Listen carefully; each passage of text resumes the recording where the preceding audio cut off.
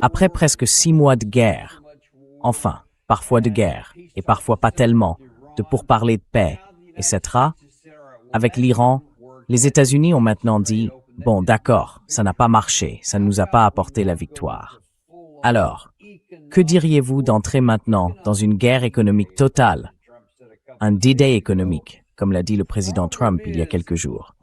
Le problème, c'est que vu la manière dont les États-Unis vont s'y prendre, cela pourrait saboter nos propres intérêts. Et cela ne mettra certainement pas fin à la guerre en Iran. Cela pourrait empirer les choses pour tout le monde. Pour essayer de comprendre ce qui se passe, nous recevons aujourd'hui de nouveau un grand ami de notre émission, Alastair Crooke, ancien diplomate britannique et officier du MI6, avec des décennies d'expérience dans les questions de sécurité au Moyen-Orient et en Europe. Il a également été conseiller principal auprès de l'Union européenne.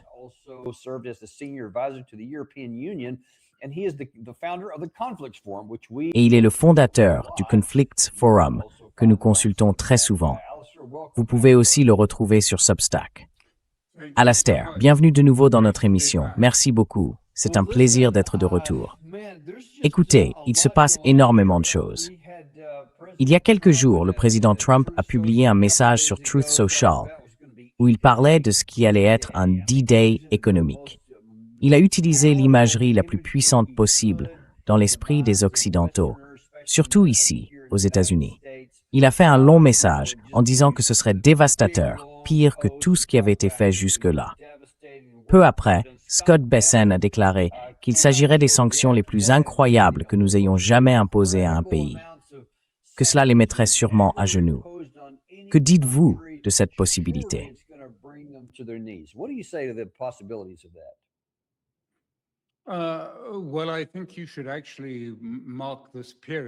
Eh bien, je pense qu'il faudrait vraiment retenir cette période, autrement dit hier, comme une journée qui pourrait faire date.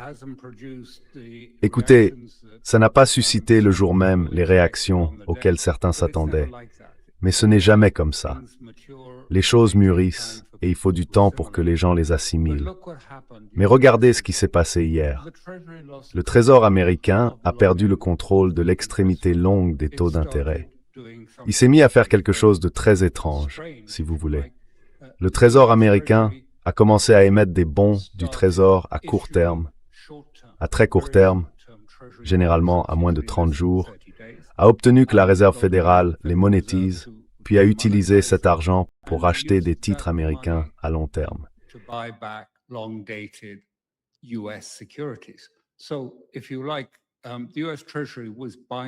Donc, si vous voulez, le Trésor américain rachetait sa propre dette en utilisant de la monnaie fraîchement créée.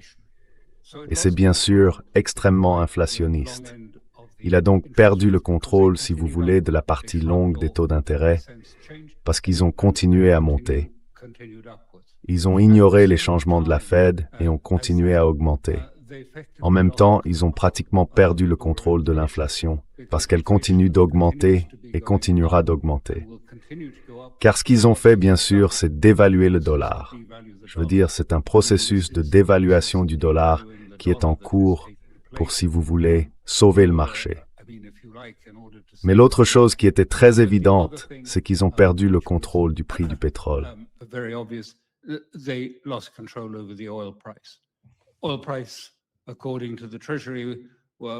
Selon le Trésor, le prix du pétrole, à cause de tous ces navires plus ou moins furtifs, mystérieux, invisibles, qui passent par le détroit d'Ormuz, ferait baisser le prix du pétrole ou le ferait monter. C'est donc une journée assez historique et très importante parce que perdre le contrôle des taux d'intérêt à long terme, après tout, pendant longtemps, les taux d'intérêt à long terme ont suivi une tendance baissière jusqu'en 2008 et récemment, ils sont repartis à la hausse sur une tendance plus élevée. Mais cela se produit aussi partout dans le monde. Les taux d'intérêt à long terme augmentent. Pourquoi est-ce important? Eh bien d'abord, cela a évidemment des conséquences sur les prêts immobiliers des gens, entre autres.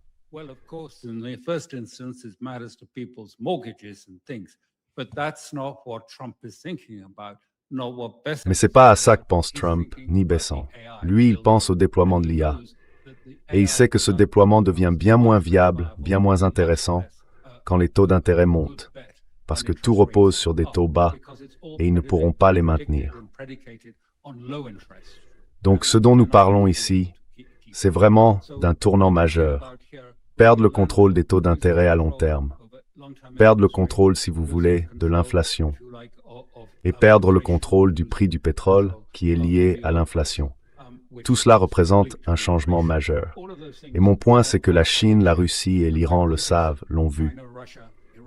Alors, quand on parle de levier, et vous venez justement de parler de Besant, qui suggérait que l'Amérique disposait d'un levier économique inimaginable sur l'Iran, et que c'était enfin si puissant que personne ne pouvait lui résister.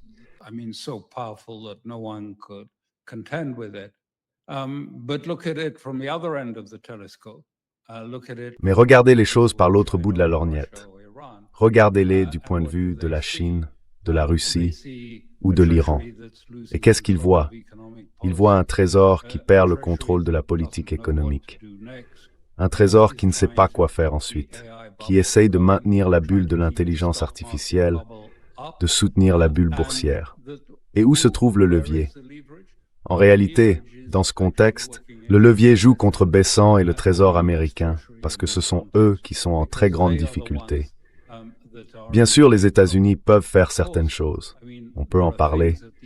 Des choses qu'ils peuvent faire pour nuire à l'Iran. Pas de manière stratégique, mais bien sûr pour rendre la vie plus difficile aux Iraniens ordinaires. Cette politique vise à faire souffrir les gens ordinaires. C'est le but des sanctions. Cela a toujours été leur but.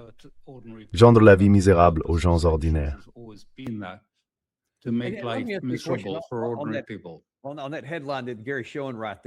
Sur le titre que Gary affiche là, j'aimerais avoir votre avis. Je vais aborder dans un instant les fondamentaux, les outils que nous prétendons utiliser.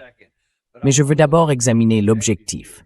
Il dit que cela écrasera l'économie iranienne et fera tomber le régime. Vous étudiez le gouvernement iranien, sa culture et son peuple depuis très longtemps. Quelle est la probabilité que cet objectif soit atteint?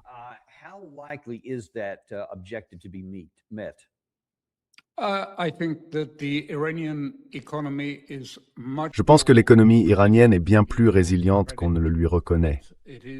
Elle est résiliente.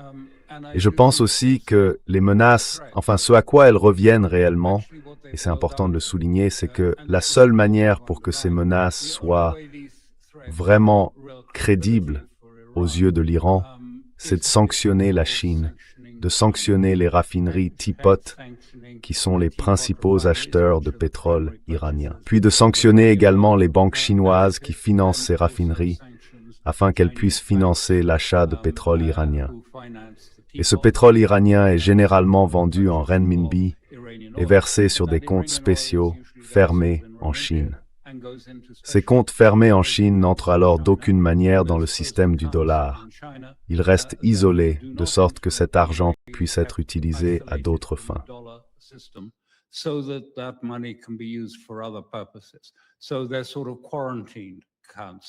Ce sont donc, en quelque sorte, des comptes mis en quarantaine.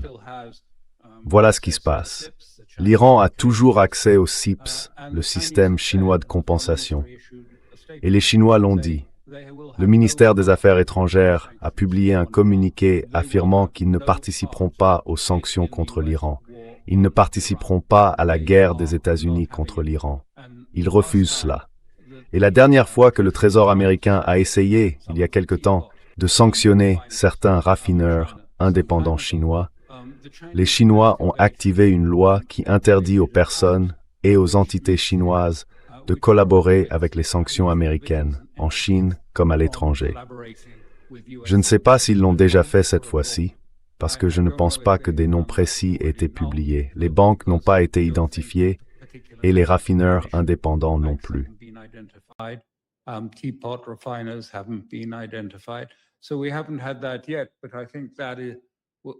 Nous n'en sommes donc pas encore là, mais je pense qu'il est presque certain que les Chinois s'y opposeront.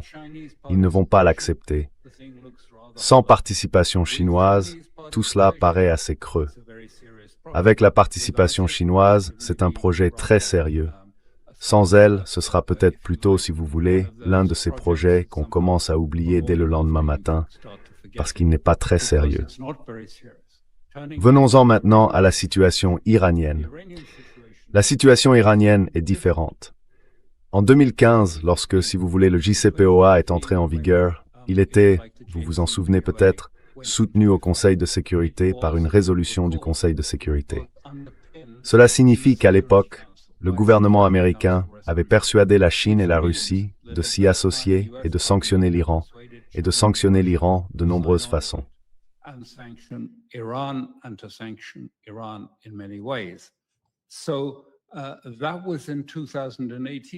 Donc ça, c'était en 2018. Mais ensuite, tout a changé en 2018 quand Trump s'est retiré du JCPOA. Et par la suite, le JCPOA n'existe plus. Désormais, ni la Chine ni la Russie, ni les autres États qui avaient initialement signé le JCPOA ne sont encore tenus, en raison du retrait américain, d'appliquer les sanctions. Et de fait, vous savez, il y a de nombreux moyens. L'Iran a de nombreuses façons de contourner les sanctions. Il avait placé en mer une grande quantité de pétrole, environ 120 à 140 millions de barils, avant le début de la guerre, et il les a vendus à des prix plus élevés que prévu. Et il lui reste encore, je crois, environ 83 millions de barils en mer qu'il peut vendre.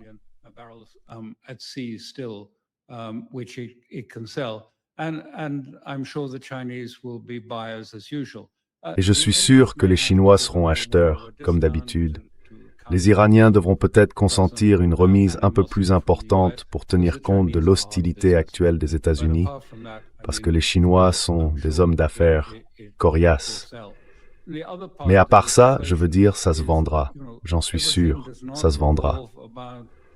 L'autre élément de l'équation, c'est que tout ne tourne pas autour des revenus du pétrole. Il ne bloque pas tout en Iran, parce que l'Iran dispose de corridors ouverts, de corridors terrestres qui ne sont pas bloqués. Ce sont les corridors qui partent de la mer Caspienne vers la Russie, remontent à travers la Russie, empruntent le réseau ferroviaire russe, puis remontent par la Volga jusqu'au centre-nord de la Russie.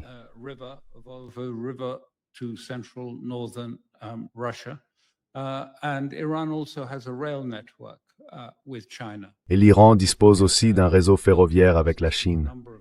Les gens oublient qu'il a été construit, il traverse un certain nombre d'États, mais ils ont un système ferroviaire qui permet d'acheminer des marchandises vers l'Iran et d'exporter du pétrole, en plus du transport maritime. Donc je pense que l'Iran sera bien plus résilient que les gens ne l'imaginent. Je pense, vous savez, qu'il ne sert à rien de fixer un délai, parce qu'en réalité, on parle de deux choses. À terme, est-ce que temps joue en faveur de l'Amérique ou en faveur de l'Iran? Et je pense qu'après ce qui s'est passé hier, et ce que nous avons vu avec le Trésor, qui perd manifestement le contrôle des principaux éléments de sa politique, de la politique du Trésor, contre la volonté de la Réserve fédérale.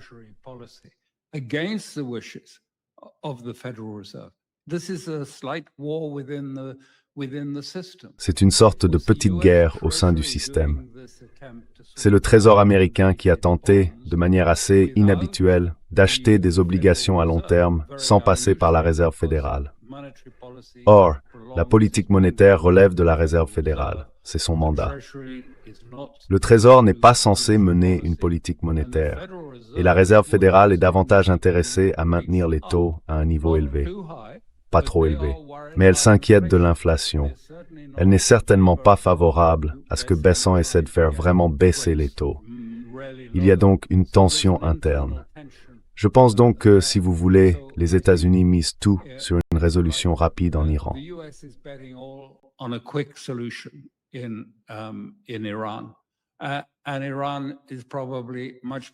Et l'Iran est probablement bien plus résilient qu'il ne le pense. L'Iran peut aussi regarder les États-Unis et se dire qu'ils sont plus vulnérables. Alors nous allons accroître la pression sur les États-Unis. Ils augmentent la pression financière sur nous. Nous allons accroître la pression militaire sur les États-Unis. Nous allons maintenir la guerre et nous frapperons. Dans la mesure où ils nous portent préjudice économiquement, nous porterons un préjudice équivalent aux États-Unis, en attaquant et en détruisant, si vous voulez, les infrastructures économiques qui existent dans le Golfe, dans la mesure où l'Iran est touché par les sanctions économiques. C'est donc une affaire entre les deux.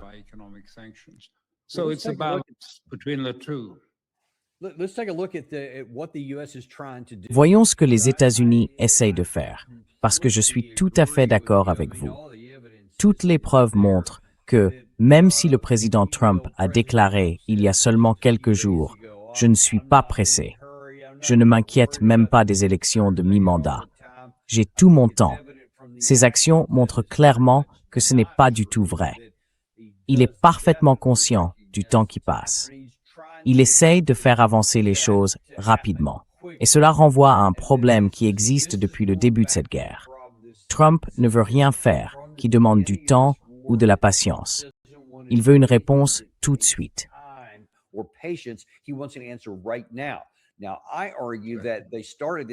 Or, je soutiens qu'ils ont lancé cette opération offensive le 28 février de cette année avec une compréhension très superficielle du fonctionnement réel de l'Iran.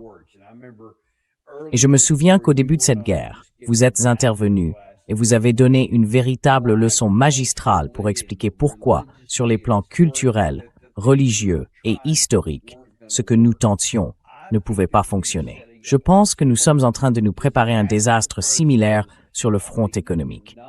Et voici l'ancien commandant du commandement central des États-Unis, le général Votel, qui explique comment ces facteurs économiques vont jouer. À mes yeux, ces objectifs sont tout aussi irréalistes que les objectifs militaires l'étaient en février.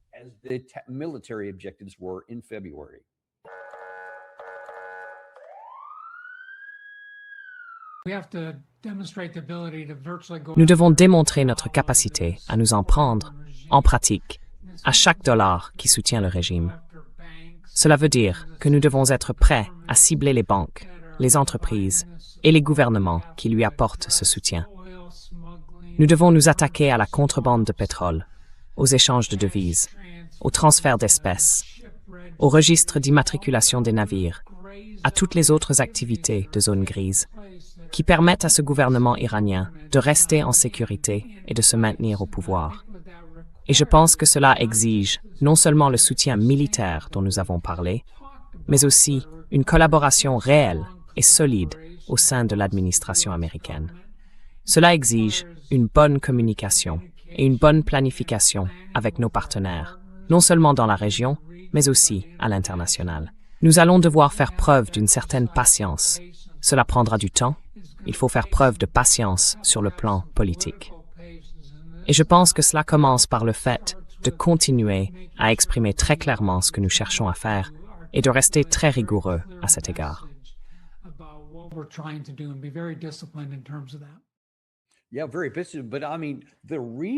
Oui, très efficace.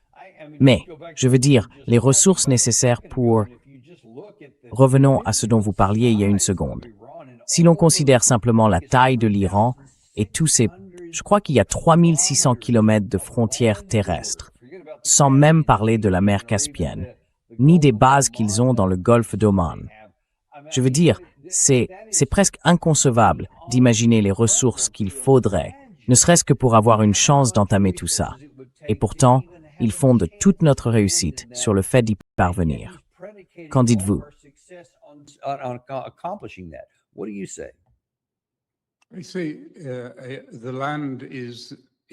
Vous voyez, le terrestre, les corridors terrestres, c'est le point vulnérable de tout ce projet. Ces corridors terrestres existent. Les matériaux arrivent par ces corridors. Il y a 6 corridors qui relient le Pakistan. Est-ce que le Pakistan va s'en prendre à l'Iran? Je pense que c'est très peu probable, parce que l'Iran dispose de moyens de pression sur le Pakistan, si ça devait se produire. N'oubliez pas que lorsque le guide suprême a été tué, le 28 février, les émeutes au Pakistan ont été très intenses. Ils ont incendié le consulat américain, c'était très violent et très puissant. Il existe au Pakistan une importante communauté chiite, assez militante, et il y a aussi une composante baloutche au Pakistan qui s'étend jusqu'en Iran.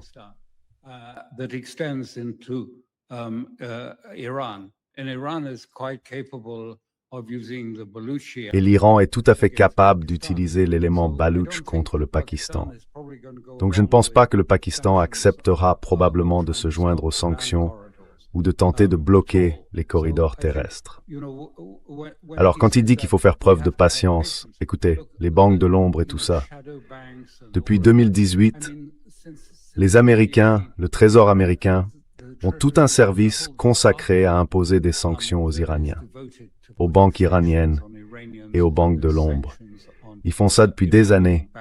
Je ne crois pas qu'il y ait au Trésor toute une banque cible qui n'ait pas déjà exploitée jusqu'à présent.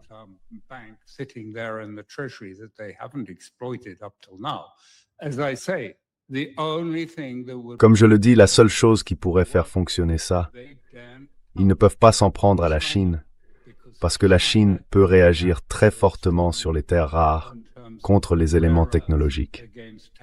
Elle l'a déjà fait et elle peut le refaire. Et elle a dit qu'elle ne soutiendrait pas une guerre économique contre l'Iran. La Russie non plus, ni certains autres États qui désapprouvent cela. Et ce sera contre-productif pour les États-Unis. Le sénateur dit, on va simplement tout saisir. On va prendre leur portefeuille de crypto-monnaies. En fait, ils sont probablement en train de taper leur mot de passe pendant qu'on se parle pour découvrir ensuite que je l'ai volé. Eh bien, vous savez quel effet ça va produire. Et c'est contre-productif.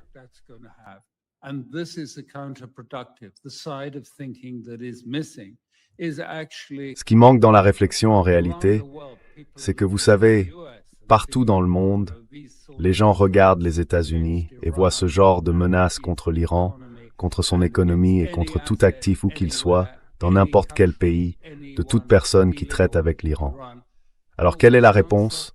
On se retire des actifs américains et on cherche des actifs plus sûrs à détenir.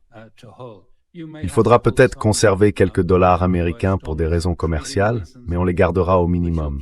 Et c'est ce que nous voyons. Écoutez, le dollar n'est même plus la monnaie de réserve mondiale. Ce rôle est passé à l'or. À l'échelle mondiale, l'or est le premier actif de réserve des banques centrales. Mais ce type d'action a déjà commencé avec l'attaque, si vous voulez, contre les actifs russes.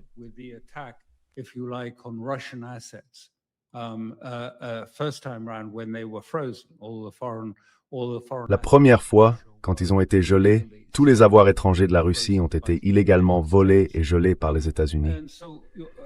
Et donc tout ce sentiment de confiance, qui est à la base du dollar et de son utilisation généralisée, ne reposait sur rien d'autre que la confiance. Est-ce que, si vous déteniez un dollar, vous aviez quelque chose de sûr, qui pouvait être converti, échangé, et qui constituait un véritable actif? Ou est-ce que c'est désormais quelque chose qui, au bon vouloir d'un président, peut tout simplement vous être retiré et saisi? Vos crypto-monnaies, tout le reste, quels que soient les actifs que vous possédez. Je pense que cela aura un effet très contre-productif sur la position du dollar. Et sans surprise, qu'avons-nous vu après hier? Hier, nous avons vu le dollar s'affaiblir très fortement.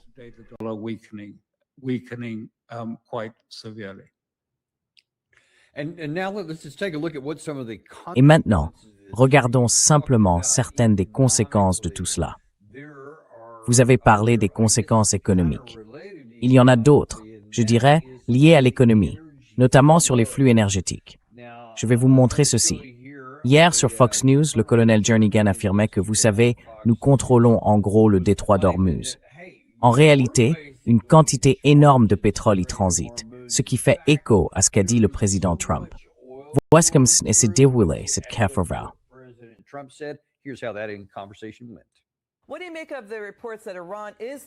Que pensez-vous des informations selon lesquelles l'Iran perd le contrôle du détroit d'Ormuz?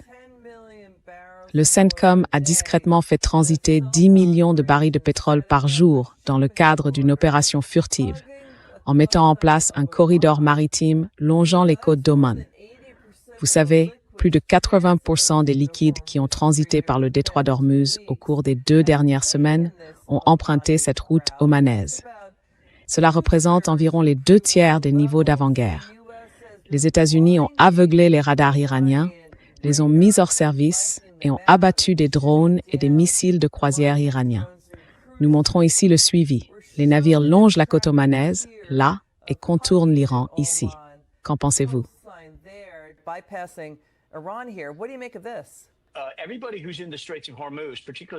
Tous ceux qui se trouvent dans le détroit d'Ormuz, en particulier l'armée américaine, savent que les Iraniens n'en ont pas le contrôle et qu'ils ne l'ont pas fermé. Pendant ce temps, le blocus américain bloque tout le trafic à destination de l'Iran, mais laisse sortir tous les autres navires. Les données actuelles de suivi des navires montrent que, depuis plusieurs mois, 10 à 15 navires par jour traversent le détroit. Voilà ce qui se passe. La marine fait son travail.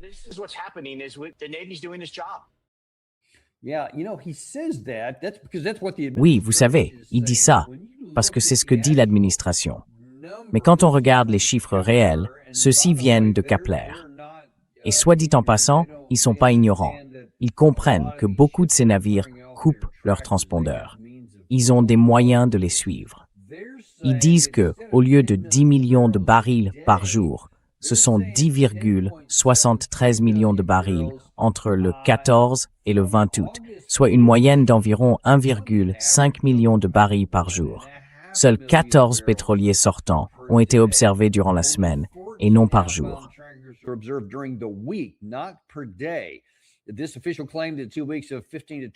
Cette affirmation officielle selon laquelle, pendant 2 semaines, 15 à 20 pétroliers par jour entraient et sortaient d'Ormuz chaque nuit n'est pas confirmée par les éléments disponibles. Et laissez-moi vous montrer ceci. C'est peut-être le graphique le plus révélateur. Il s'agit du pétrole en mer. Là, vous parlez des plus grands exportateurs, l'Iran, la Russie, l'Arabie saoudite et les États-Unis. Et vous voyez cette ligne rouge. Elle a littéralement disparu du graphique, tellement elle est faible. Donc, quoi que vous vouliez affirmer sur ce qui entre et sort, et sur qui contrôle le détroit d'Ormuz, le pétrole physique en transit disparaît littéralement du graphique. Qu'en pensez-vous?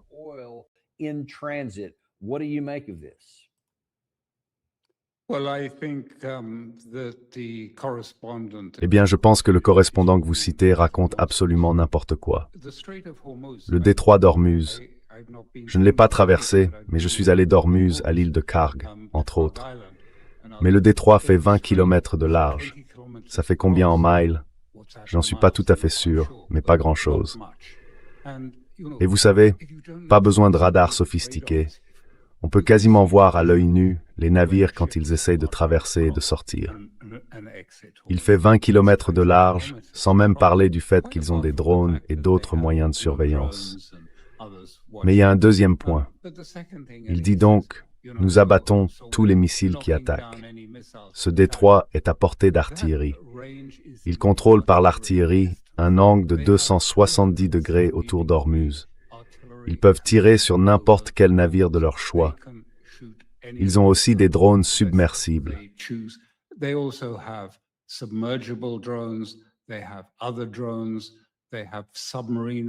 Ils ont d'autres drones. Ils ont des sous-marins, des mini-sous-marins à Ormuz. Enfin, tout ça n'a aucun sens. Quelques navires sont passés, en grande partie parce que l'Iran a voulu ne pas fermer complètement le détroit. Mais l'essentiel du trafic est passé par le chenal iranien et allait vers la Chine, principalement vers la Chine. Une partie allait vers d'autres pays, dont le Pakistan, et aussi vers des pays asiatiques. Même le Japon a essayé de faire passer du trafic. Donc non, ça n'a aucun sens. Comme je l'ai toujours dit, Ormuz est-il ouvert ou fermé? Eh bien, ni l'un ni l'autre. Il est en grande partie fermé. Mais si vous parlez du nombre de navires qui pourraient sortir autrement que par le chenal iranien, on parle de chiffres infimes. De chiffres infimes.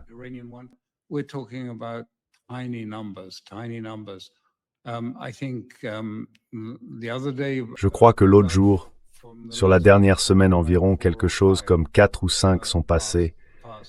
Certains ont ensuite été attaqués par des navires iraniens après avoir franchi le détroit et s'être retrouvés en mer d'Oman.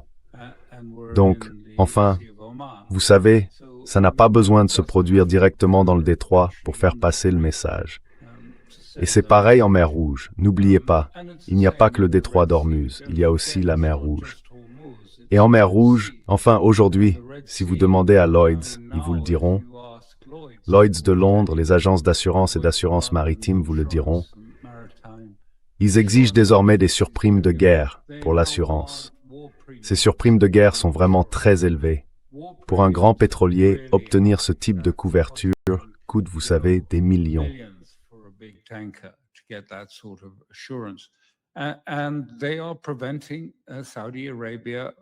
Et ils empêchent l'Arabie saoudite d'exporter, donc ça ne passe plus. Les raffineries sur la côte de la mer Rouge sont à l'arrêt et leur port sur cette côte n'est plus ouvert, il n'est plus disponible. Les exportations saoudiennes de pétrole ont donc chuté de façon spectaculaire. Certains estiment que 74% de leurs exportations ont été supprimées.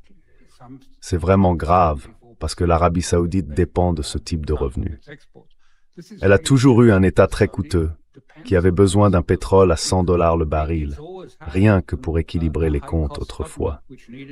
Alors maintenant, avec 74% de ses revenus disparus, que font-ils? Eh bien, M. Besant, à cause de la faiblesse du dollar, dit non, mais vous ne pouvez pas vendre vos bons du Trésor. Enfin, à quoi bon avoir des bons du Trésor alors?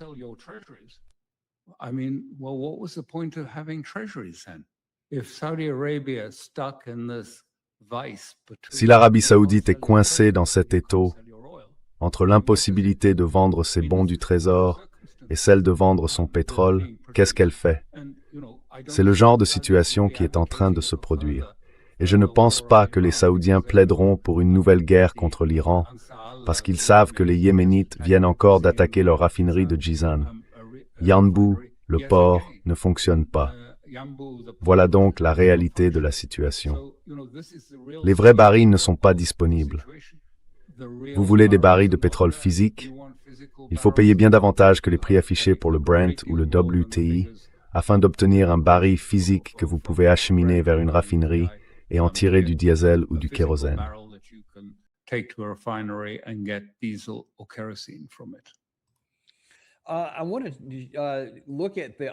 Je veux examiner l'autre versant de cette équation.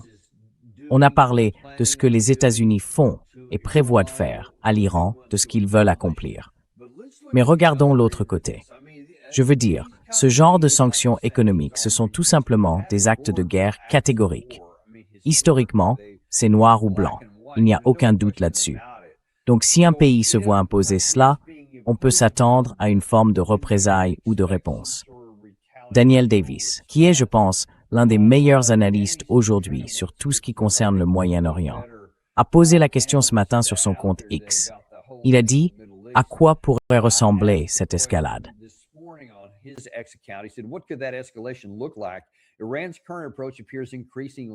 L'approche actuelle de l'Iran paraît de plus en plus claire. Si l'Iran ne peut pas exporter son pétrole, il cherchera à empêcher les autres pays de la région d'exporter le leur. Mais même si Téhéran semble avoir fait évoluer sa doctrine vers une posture plus offensive, l'Iran n'est pas un acteur suicidaire. Cette distinction est importante. Plutôt que de lancer immédiatement une attaque de grande ampleur, qui provoquerait presque à coup sûr une réponse majeure des États-Unis et des pays de la région, l'Iran est plus susceptible d'escalader progressivement par une série d'étapes de plus en plus coûteuses. Êtes-vous d'accord avec cela? Et qu'imaginez-vous? Je parle du court terme ici. Que va faire l'Iran en réponse à cela? Parce que, jusqu'à présent, ils n'ont rien fait.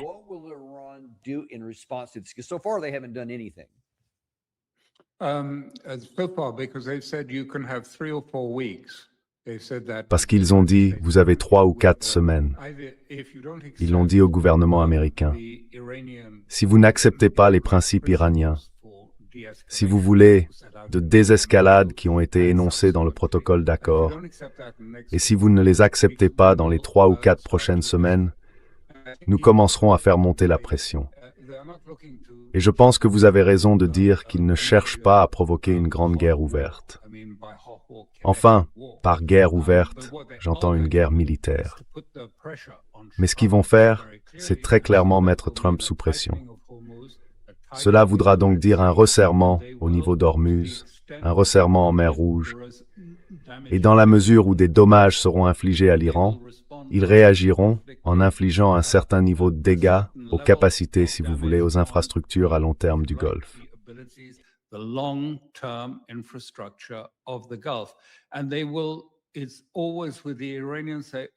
Et c'est toujours pareil avec les Iraniens. Ils montent toujours d'un cran, pas simplement d'un niveau équivalent. Mais si quelque chose est attaqué et que cela, disons, porte préjudice à l'Iran, ils vont escalader, puis escalader encore un peu plus. Je pense donc que nous allons voir une série de cibles soigneusement choisies qui feront vraiment souffrir l'économie occidentale. Vraiment souffrir. Et nous commençons à en voir les effets, parce que l'Iran, même ceux qui sont proches des États du Golfe, disent qu'ils commencent à penser que sur le long terme, l'Iran va contrôler Hormuz et qu'il faut commencer à accepter cette réalité. Donc ils commencent à changer de position.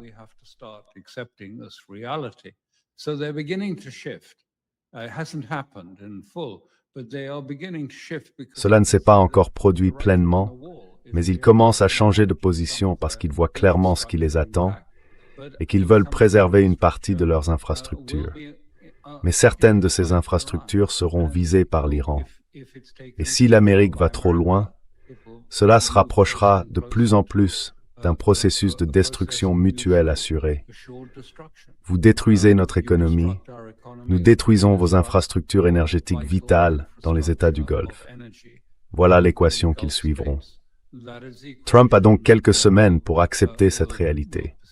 Mais je ne pense pas que qui que ce soit, je ne connais personne en Iran, retienne son souffle en se disant que Trump est sur le point de faire quelque chose de sensé, comme trouver une issue à cette impasse.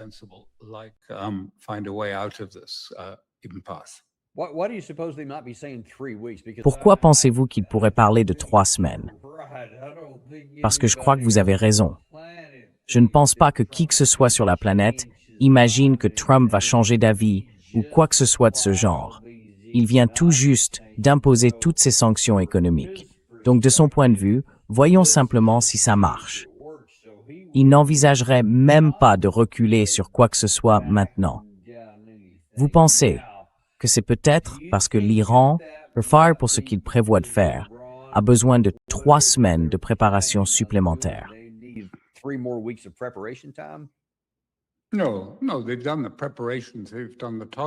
Non, ils ont fait les préparatifs. Ils ont défini les cibles. Écoutez, ils se préparent à cette guerre depuis 20 ans. Vous savez, ils savent, enfin tous ceux qui suivent ça comprennent qu'ils disposaient de renseignements absolument précis sur la nature des infrastructures américaines. Je veux dire, ils ont éliminé tous les éléments clés du radar. Ils ont éliminé tous les éléments clés. Ils ont détruit l'ensemble du centre de soutien, de maintenance et de ressources de la 5e flotte. Mais il y a aussi quelque chose qui manque dans cette équation, et c'est très important. On n'en parle pas beaucoup. C'est peut-être laissé implicite.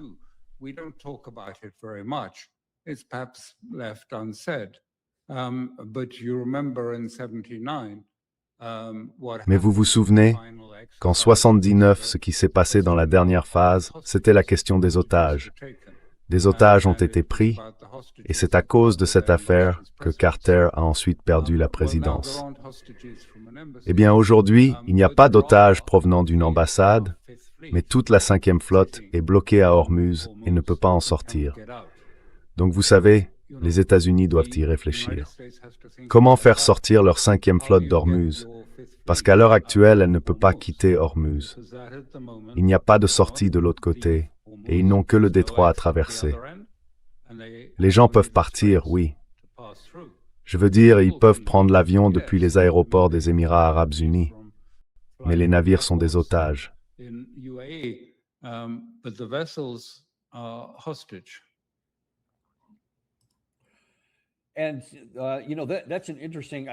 vous savez, c'est intéressant. Premièrement, je ne savais pas qu'il y avait encore des navires là-bas. C'est, j'imagine, un autre moyen de pression dont dispose la partie iranienne. Nous verrons s'ils en tirent parti. Je voudrais changer légèrement de sujet, ou plutôt élargir un peu la perspective. Nous parlons du pétrole, des quantités disponibles sur le marché et de l'effet que cela a sur le prix du pétrole, de l'essence et de tout le reste. le diesel, le carburant aviation, etc. Mais on ne peut pas examiner cette question de manière isolée, car parallèlement à cela, il y a aussi un autre facteur qui affecte l'offre à l'échelle mondiale. Et Troy Eckart, qui a 40 ans d'expérience comme dirigeant dans l'industrie pétrolière, l'explique.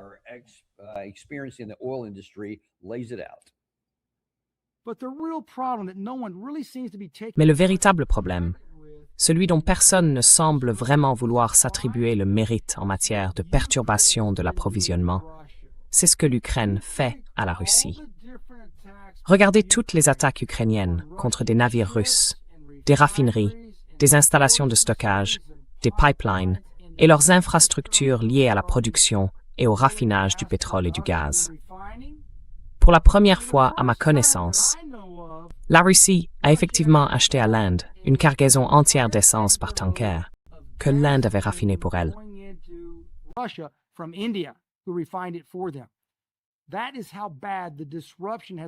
C'est à ce point que les perturbations ont été graves en Russie, qui est l'un des principaux producteurs, non seulement de pétrole brut, mais aussi de produits raffinés. Au lieu de distribuer et de fournir à d'autres pays ce dont ils ont besoin en pétrole et en produits raffinés, la Russie doit en acheter à d'autres pays. Personne n'en parle. Ajoutez ces perturbations de l'approvisionnement à la fermeture continue du détroit d'Ormuz, telle qu'elle est aujourd'hui. Il n'est pas partiellement ouvert. Il n'est pas pleinement ouvert. Il est ouvert de manière dysfonctionnelle. Et ce dysfonctionnement peut ajouter de 10 à 30 $ par baril.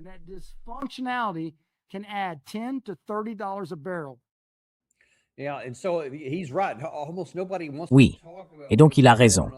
Presque personne ne veut parler de ce qui se passe en Russie, mais cela a un impact direct sur l'approvisionnement mondial dans toutes ces catégories. Laissez-moi vous poser une question. D'abord, pourquoi pensez-vous que l'Occident accepte que l'Ukraine utilise des munitions contre cette cible précise, plutôt que, disons, Wildberries ou d'autres cibles? Il y a beaucoup de choses qu'ils pourraient frapper, mais ils s'en prennent à celles qui provoquent réellement une perturbation majeure de l'énergie mondiale dont tout le monde a besoin, y compris l'Europe. Pourquoi font-ils ça?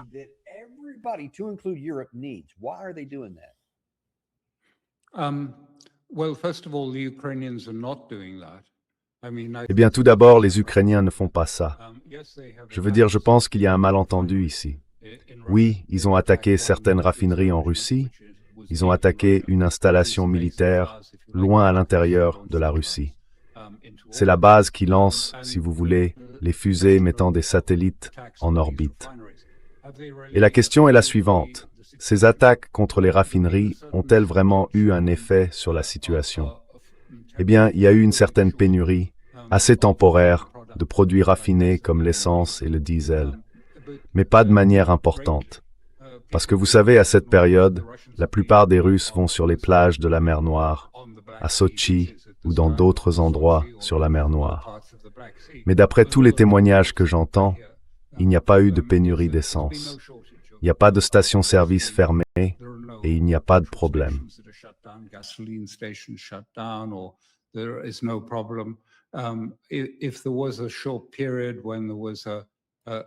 S'il y a eu une courte période où il y avait des files d'attente pour l'essence, oui, c'est vrai. Mais ça s'est déjà produit par le passé. Il y a toujours un moment où la Russie met ses raffineries en maintenance, et cela peut coïncider avec une période de forte affluence touristique en Russie. Il peut alors y avoir des files un peu plus longues dans les stations-service, les stations d'essence, pardon. Donc, ce que fait l'Ukraine est surtout spectaculaire. Je veux dire, ils remplissent leurs ogives de kérosène, ce qui produit beaucoup de fumée noire. Mais les ogives de ces drones sont petites. Elles ont causé peu de dégâts et les dommages aux raffineries sont généralement réparés assez rapidement. Or, plus récemment, nous avons vu l'Ukraine tirer des missiles de croisière, des missiles à plus longue portée qu'elle utilise et qui lui sont en grande partie fournis par les Européens.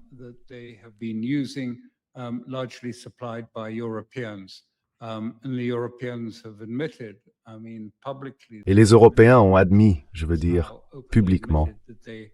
Le Premier ministre a désormais ouvertement reconnu qu'ils sont en train de fournir 150 000 drones, si vous voulez, parmi lesquels il y aura des missiles à plus longue portée, une portée de 5 à 600 km, avec une vitesse accrue, 600 km à l'heure, et une ogive d'environ 125 kg.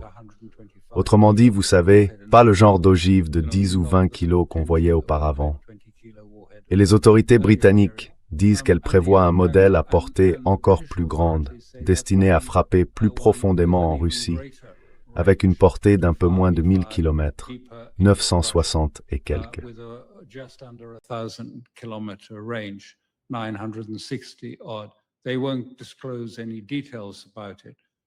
Ils ne divulguent aucun détail à ce sujet, mais c'est fabriqué par une autre entreprise au Royaume-Uni.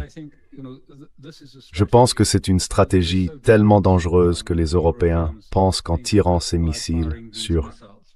Et n'oubliez pas que ces derniers temps, les cibles n'ont pas été les raffineries, ni, si vous voulez, l'approvisionnement en carburant de la Russie, ni des cibles militaires. Ça a été les plages et les hôtels de vacances où des gens étaient sur la plage, à prendre le soleil sur leurs serviettes ou assis autour de la piscine dans des hôtels. Beaucoup de personnes ont été tuées dans ces deux types d'incidents. Et maintenant, apparemment, les Ukrainiens envisagent une attaque massive contre l'aviation civile russe dans ces aéroports, au moyen d'attaques massives de drones.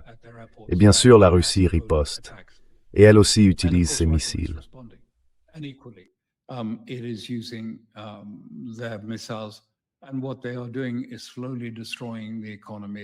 Et ce qu'ils font, c'est détruire lentement l'économie ukrainienne. L'économie ukrainienne s'effondre parce que les Russes sont en train de la démanteler stratégiquement, si vous voulez. C'est donc une stratégie très courte, vue de la part de l'Occident, parce qu'elle est portée par l'Occident plus que par quoi que ce soit d'autre. Et cette idée, selon laquelle Poutine finirait d'une manière ou d'une autre par accepter une sorte de cessez-le-feu et une forme de reddition, a très peu de chances de fonctionner. Je ne crois pas que Poutine changera de position. En réalité, cela ne fait que rendre les Russes plus en colère et plus déterminés à aller de l'avant, plus déterminés à neutraliser le régime de Kiev, les dirigeants à Kiev, à détruire sa logistique et sa puissance économique, jusqu'à ce qu'il accepte qu'il doit faire des concessions à la Russie.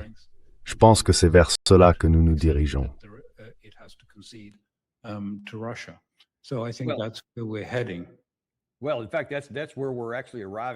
Eh bien, en fait, c'est précisément là où nous en arrivons aujourd'hui. Regardons simplement quelques informations de ces derniers jours. On voit qu'il y a eu de nombreuses victimes et une vaste offensive russe contre la capitale ukrainienne. Ces défenses aériennes s'amenuisent. C'était l'attaque d'hier. Yulia Mendel, ancienne porte-parole de Zelensky, durant les premières années de son régime, s'est en quelque sorte retournée contre lui, parce qu'elle voit ce pays être détruit. Elle écrit que le ministère ukrainien de l'Agriculture vient d'admettre que le secteur agricole est aujourd'hui dans un état pire que lors des jours les plus sombres du printemps 2022. Les ports sont bloqués. Il ne reste plus aucune réserve. Les agriculteurs survivent sans aucune marge de sécurité.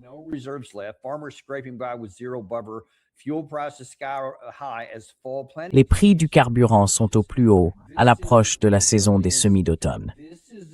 Ce n'est pas de la résilience. C'est un pays qui se vide de son sang.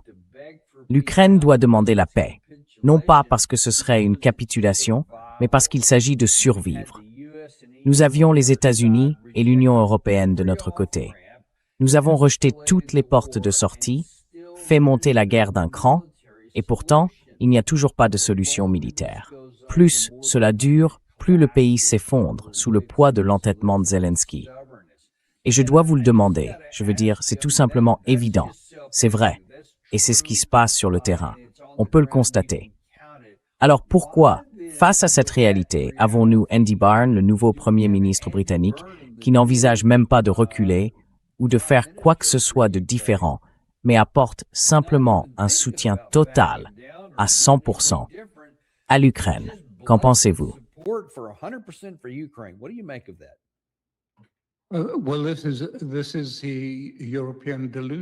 Eh bien, c'est l'illusion européenne. Ils sont obsédés par l'idée de poursuivre le soutien à l'Ukraine. Ils l'ont déjà dit. Toute l'intention derrière cela, c'est qu'ils savent que l'Ukraine ne peut pas vaincre la Russie de cette manière. Mais ils veulent montrer que c'est l'Ukraine qui gagne, et non la Russie. En réalité, ce n'est pas, si vous voulez, une impasse sur le champ de bataille. La Russie réalise des avancées, de grandes avancées, sur le front chaque jour. Mais ce qu'ils essayent de faire, c'est de ramener l'Amérique en Europe. Ils sont désespérés à l'idée que l'Amérique revienne en Europe. Ils estiment que Trump a abandonné les Européens. Ils voudraient qu'ils reviennent et ils veulent montrer que l'Ukraine pourrait gagner si seulement l'Amérique intervenait et soutenait une escalade majeure de la guerre contre la Russie.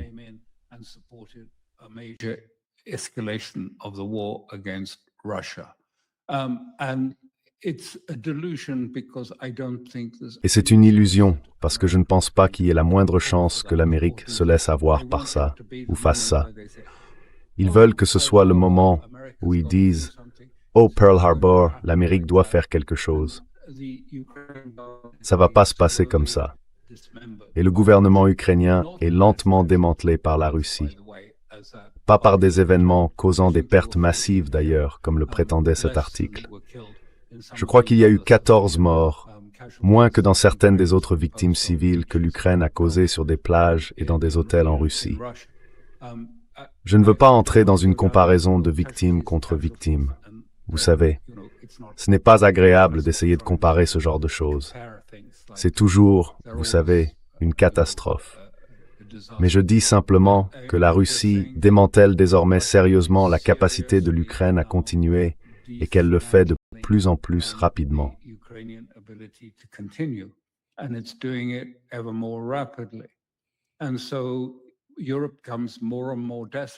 Et donc, l'Europe devient de plus en plus désespérée.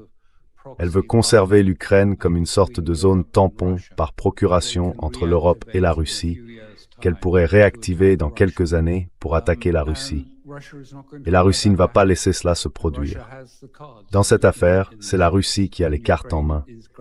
Et l'Ukraine perd progressivement, carte après carte. Toute cette histoire d'attaque de drones, qui a été très fortement montée en épingle récemment dans la presse occidentale, n'est là encore qu'une opération de relations publiques. Elle a toujours été conçue pour dire, vous savez, en réalité, vous pensiez que la Russie, puissance plus importante, allait forcément gagner ce conflit. Mais regardez, la courageuse Ukraine tire tous ses missiles sur la Russie, et les Russes en sont terrorisés. Ils en ont peur. Donc Poutine devra céder. Ou peut-être que Poutine sera écarté du pouvoir lors des élections qui approchent.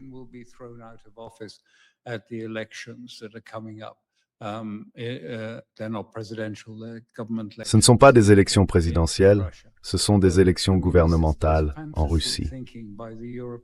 Enfin, je veux dire, c'est simplement une vision fantaisiste des Européens. Ce n'est pas connecté à la réalité.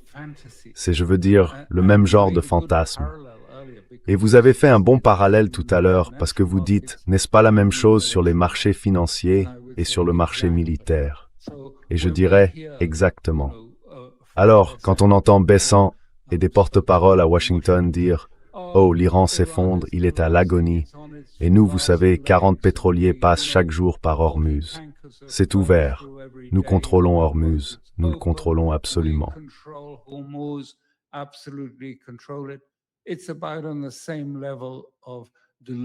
C'est à peu près au même niveau de délire que, si vous voulez, Dove, l'ancien ministre de la Défense, qui dit « Oh, vous savez, nos drones causent tellement de problèmes, tellement de souffrances au peuple russe, qu'ils sont sur le point de se débarrasser de Poutine et de le chasser du pouvoir. » C'est du fantasme dans les deux cas.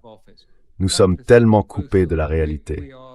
Les récits, les mensonges qui sortent de la bouche des gens en ce moment sont tellement extraordinaires. C'est simplement, nous sommes dans un état de chaos complet, si vous voulez, de divorce avec la réalité. On ne parle plus de réalité aujourd'hui, on parle de récits. C'est tout.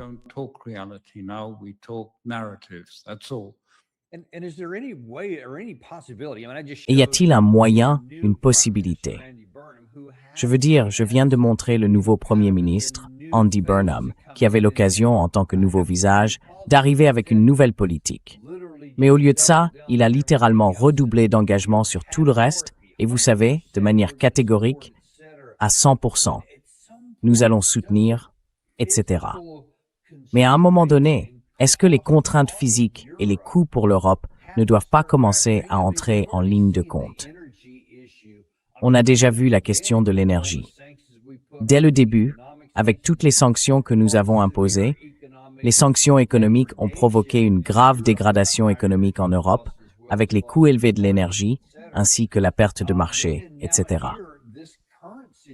Et maintenant, dans la situation actuelle, après que le camp ukrainien a commencé à frapper des navires russes dans la mer Noire, dans la mer d'Azov, ainsi que beaucoup d'autres pétroliers civils, la Russie, bien sûr, comme elle le fait toujours, a riposté coup pour coup, mais elle a de fait fermé Odessa.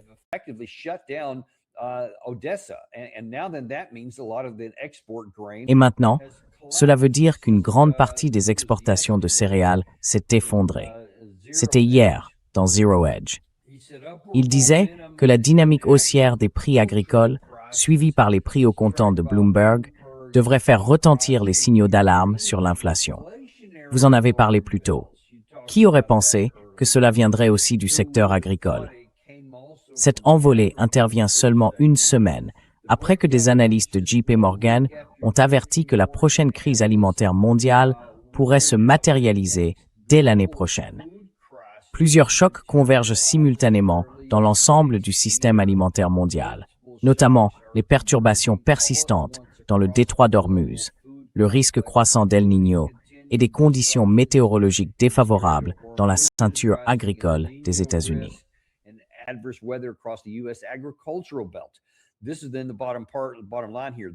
C'est donc, au fond, le fond du problème.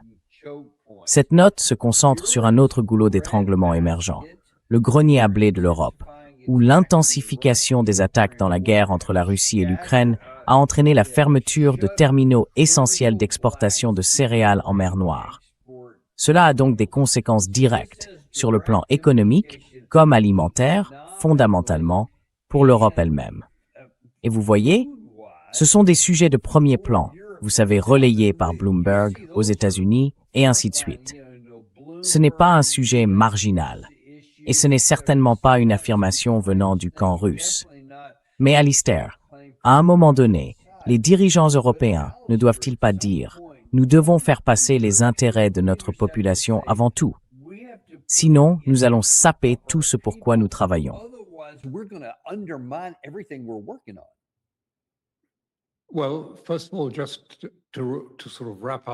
Eh bien d'abord, pour conclure sur ce point, vous avez dit que la Russie a transformé l'Ukraine en pays enclavé. Elle n'a désormais plus aucune possibilité d'exporter ses céréales. Elle ne le peut tout simplement pas. Et le secteur agricole, qui est, avec l'acier, l'un des secteurs clés de l'économie ukrainienne, est en train de s'effondrer. L'économie agricole s'effondre. C'est la conséquence du ciblage de ces navires dans la mer d'Azov. Quand vous parlez des dirigeants européens, regardons un peu. Qu'est-ce qui s'est passé, vous savez, à la fin du mandat de Starmer? Vous avez remarqué qu'il y a eu un délai assez important avant qu'un nouveau Premier ministre entre réellement en fonction. À votre avis, qu'est-ce qu'on lui a demandé de dire la première fois? Eh bien, il a dit deux choses. Il a dit « Ma première visite à l'étranger sera en Israël ». Et il a dit « Je suis à 100% derrière l'Ukraine », alors même qu'on sait qu'il n'est pas très favorable à l'Ukraine.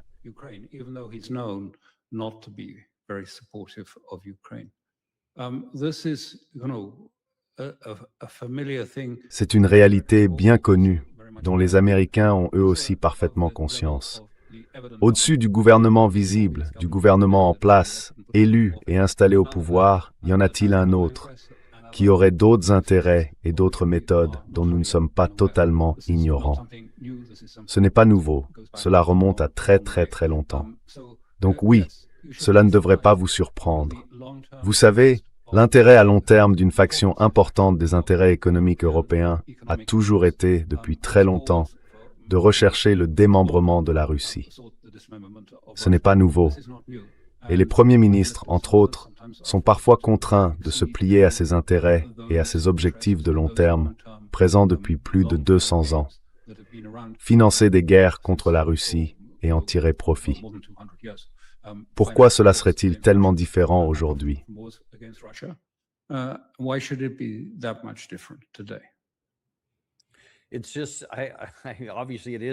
C'est juste que, évidemment que non.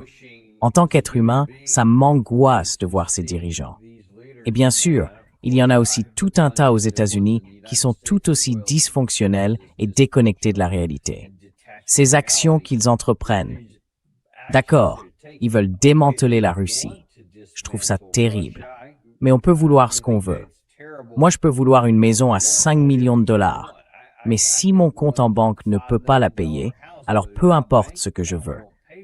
Ce qui ne semble pas affecter les gens qui sont au sommet chez nous, c'est qu'en essayant d'obtenir ce qu'ils veulent, ils sont littéralement en train de tout nous saboter.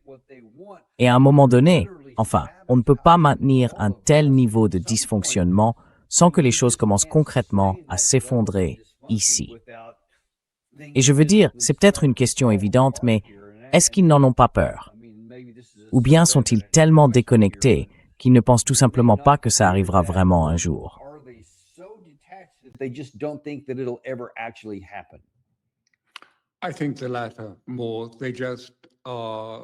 Je pense plutôt la seconde. Ils ne peuvent pas imaginer un monde dans lequel les États-Unis ne seraient pas en mesure de déterminer les politiques et les structures économiques du monde. Ils trouvent cela impossible. Et beaucoup de dirigeants européens en profitent. Ils s'accrochent aux basques de ceux qui font partie de cette structure. Leur carrière progresse et ils suivent le mouvement. Ils s'enrichissent en s'accrochant aux basques de gens qui estiment qu'il est impossible d'imaginer un monde dans lequel l'Occident ne contrôle pas et ne gère pas l'avenir de ce monde. C'est précisément pour cela que nous avons tant de difficultés et qu'ils ne le diront pas. La question c'est, qu'est-ce qui peut changer cela? Eh bien, au bout du compte, c'est la souffrance.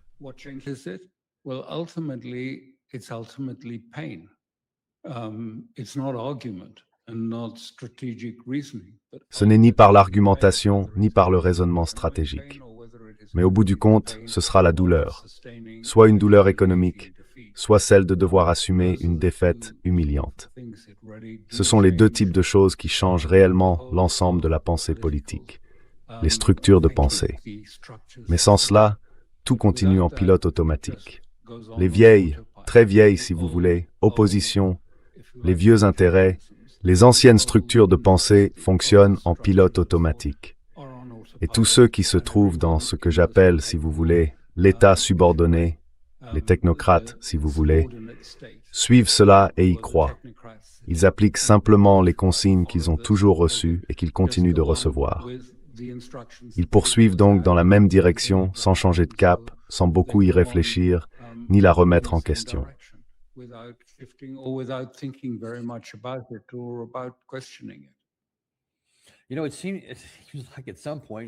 Vous savez, dernière question. On dirait qu'à un moment donné, ces élites européennes devraient se dire « D'accord, je comprends. Par le passé, l'Amérique a toujours trouvé le moyen de se relever, de régler les problèmes, de définir des politiques et de réussir, et ainsi de suite. Mais franchement, c'est pas JFK. Ce n'est même pas Ronald Reagan, ni même quelqu'un comme, enfin, complétez vous-même. Peut-être même Barack Obama. Là, on parle de Donald Trump qui, de toute évidence, dégénère psychologiquement. Il suffit de regarder quantité de choses. Pourquoi voudraient-ils faire reposer leurs espoirs sur la capacité de ce type à les sortir du pétrin?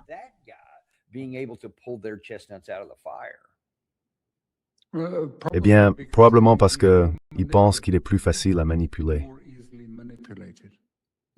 D'accord, ça me va. Je vois. C'est quelque chose qui pourrait avoir du sens.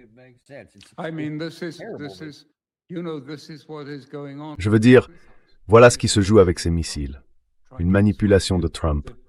On essaye de le persuader que, peut-être, contrairement à son instinct, oui, en fait, on peut gagner. On peut amener Poutine à dire « Nous pouvons avoir un cessez-le-feu dès demain, simplement parce que les Ukrainiens sont tellement habiles avec leurs attaques de drones qu'ils vont convaincre le peuple russe de faire pression sur Poutine jusqu'à ce qu'il cède. Encore une fois, c'est une façon de penser totalement fantaisiste. Mais c'est la réalité de la situation. Et ils pensent, les Européens étaient tellement contents lors de cette réunion du G7 parce qu'ils ont mis en scène toute cette affaire pour le pousser à dire « Oui, je pense qu'en fait, ces attaques en profondeur sur le territoire russe, eh bien, elles mettent la pression sur Poutine. C'est une bonne chose. Alors continuons. Mais où cela va-t-il nous mener? Quel est le point d'arrêt? Y en a-t-il un? Sinon, est-ce qu'on s'engage dans une escalade inévitable vers quelque chose de bien pire avec la Russie?